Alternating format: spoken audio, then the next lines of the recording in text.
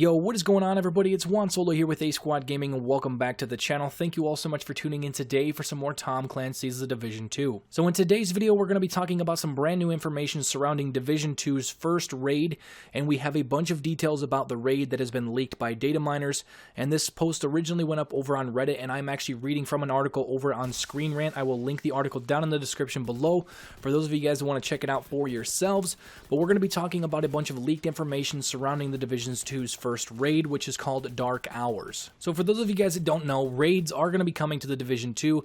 The first one being Dark Hours, probably not too long from now, with the launch just coming last week. They did say that the Tidal Basin DLC was going to be shortly after launch, and then following that, we're going to be getting our first 8-man raid in the history of the Division. So I'm really excited about this. It's going to be very different, I guess you could say, especially compared to other raids. 6-man raids on Destiny. This is going to be an 8-man raid, so you're going to have 2 full 4-man squads if you want to play it that way. But the first raid being Dark Hours, so we have a bunch of information that was leaked. So take all of this with a grain of salt. This has not been confirmed by Massive or Ubisoft or anything like that. But usually when details like this come out, it's going to be really close to this. We're going to be seeing some objectives, the raid location, some other stuff. It's not like fully in-depth details, but it's a lot of the minor details and stuff that some of you guys might want to know. For those of you guys that don't want any spoilers going into the first raid in the Division 2, make sure you guys click away now, because we're going to be talking about some objectives, some achievements, and all sorts of stuff like that with the first raid of the Division 2. So let's get right into it. So for those of you guys that did not click away and you guys want to hear the in-depth details of the first raid of the Division 2, so the raid appears to take place on Arlington Island, and players will actually need to cross the Arlington Memorial Bridge to find this raid. More importantly, the user was able to data mine what they believe to be the game's first raid objectives. If nothing else, the Division 2 raid appears to be much more complex and detailed compared to other group activities in the game itself. For instance, your invaded missions, your strongholds, stuff like that, the raid is much more complex than those missions.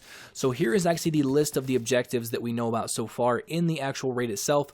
So first things first, it says survive the assault on the bridge. Only that could mean, obviously, you're going to have to survive an assault on the Arlington Memorial Bridge before you actually get to the raid itself.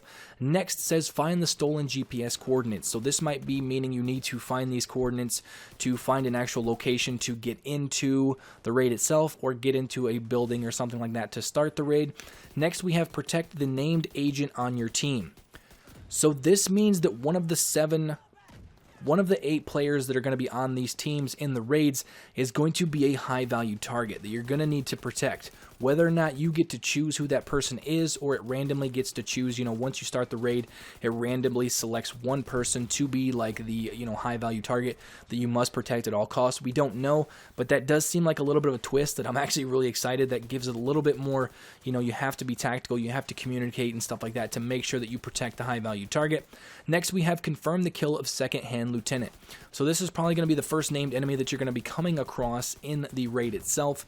Who knows, there might be a first-hand lieutenant, maybe a major, something like that, maybe a colonel, something like that. But this is the first named probably enemy that you're going to be coming across in the actual raid itself. Next, we have rendezvous with your team. So there is multiple sections in this raid where you're actually going to split apart from actually having 8 people all over each other.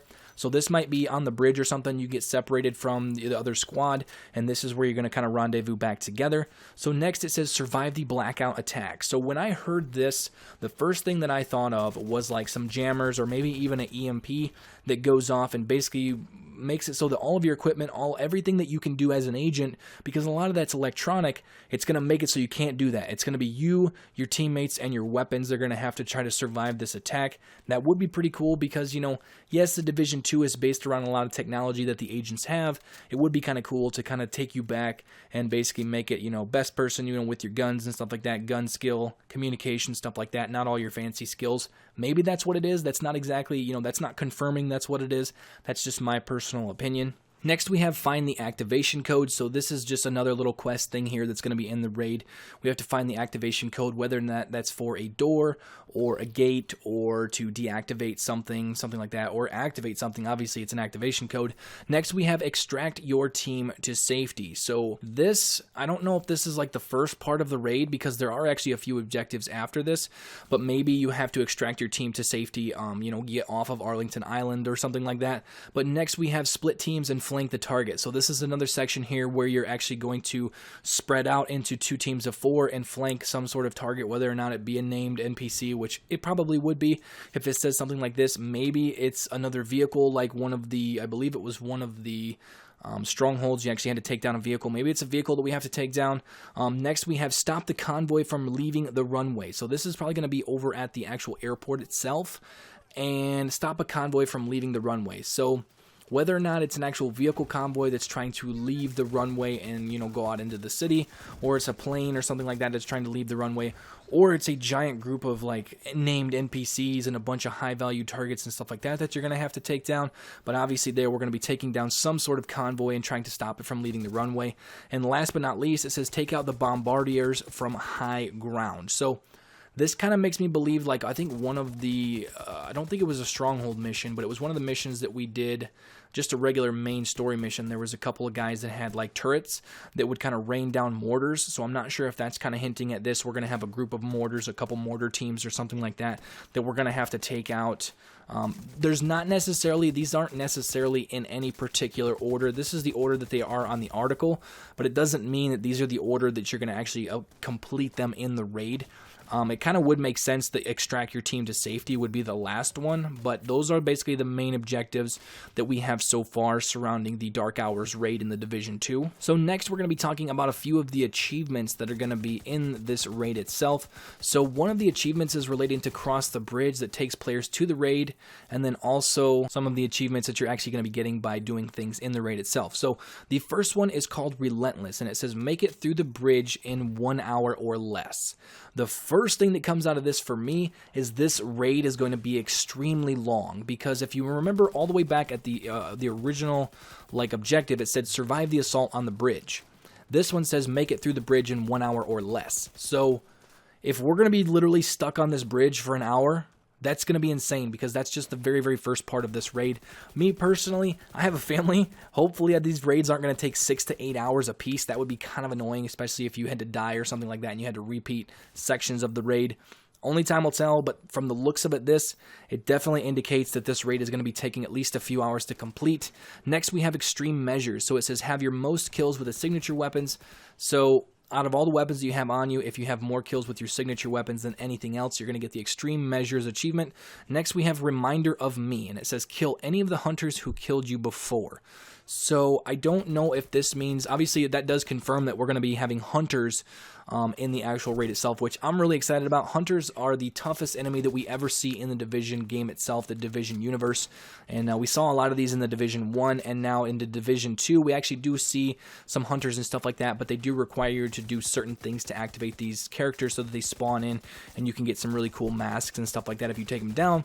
But it says kill any of the hunters who killed you before. So I don't know if, for instance, if one of these hunters kills you and you get revived by your team or something like that and you kill them, this will unlock this achievement. I'm not sure if that's how it works, or who knows. But if you actually kill one of the hunters that killed you before, you will get this achievement. So last but not least, we have Gone Baby Gone, and this says in less than 2 minutes, flee from interceptors. So I have no idea what interceptors are. I know once you reach the end game of the Division 2 with the Black Tusks, they have some drones and stuff that'll be flying around. I'm not sure if those are interceptors. I don't know if those actually have a name. For those of you guys that might know what the interceptors are, make sure to leave it in the comment section down below, because me personally, I have no idea. But those are pretty much all of the details surrounding the Division's first raid. And like I said, take this information with a grain of salt, because this, just because it's on here that was data mined and stuff like this, most of it will probably come true in one way or another in the raid.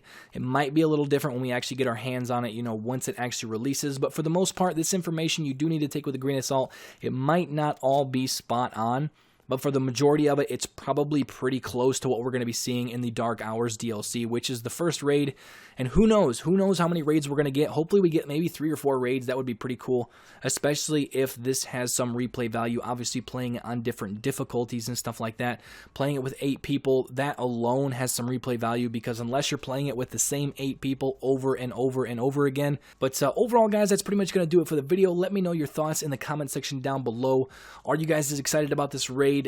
How do you guys feel about it? I'm really excited to see how this is going to work with 8 players in these raids. Hopefully the connection and everything holds up, maybe some dedicated servers and stuff like that, so that we have a flawless experience when it comes to these raids. That would be the last thing that anybody would really want, is to have connection issues when you might be a man down or something like that in these raids. But for the most part, like I said, guys, that's all for the video. If you guys enjoyed it, you guys are excited about some new details surrounding Division 2's first raid, make sure to drop a like on the video and also subscribe if you are new to stay up to date on all things with the Division 2 moving forward with its DLCs. So overall, that's all for now. Thank you all so much for watching, and I will catch you guys later. Peace out.